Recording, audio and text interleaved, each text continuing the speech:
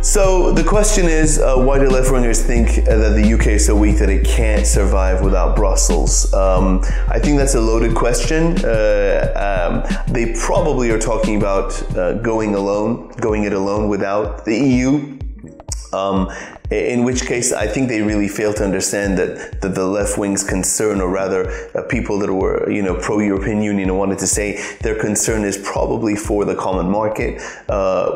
We have basically no trade barriers between us and the EU, EEA.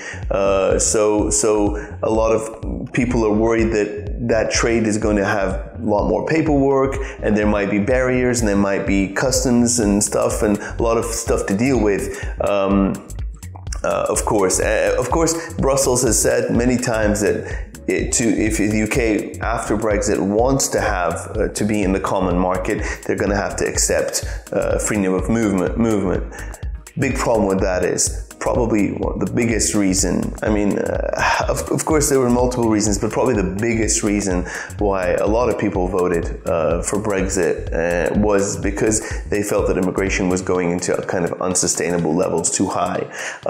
Especially when now, or last few years, a lot of Eastern Europeans have been moving, new EU states have been moving all up and down the country, not just the traditional kind of the immigrant hotspots of the southeast, London suburbs, maybe Birmingham, Manchester, a few other major cities in the UK. So, even in villages and whatnot, because the culture was changing with immigration, new faces, new colors, new languages, new foods, it kind of ruffled a few feathers, worried some people. So I'm not so sure people understand that the vast majority of the UK's trade is with the EU, and of course the UK can go it alone, but it would definitely be disadvantaged. I mean, numbers, of course analysts are looking at this and saying numbers could be drastically affected, and of course some are also saying that it's a it's going to be a small hit because we're going to be doing better trade deals with China, maybe the US independently because Donald Trump hinted as such,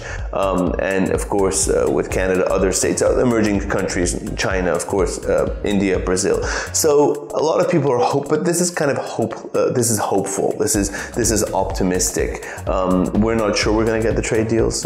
The UK government's not sure it's going to get the trade deals with these countries, but what we do know is that pretty much a large proportion, the majority of our trade that is done with the EU is going to be affected by trade barriers, and that's what worries people. It's not that the UK can't go it alone. Norway can go it alone. Many countries can go it alone. So can the UK, but it's going to be, definitely impacted negatively, I would say. Okay, this is Nick Nicebridge. If you want me to answer any of your questions spontaneously, please post them. Thank you very much.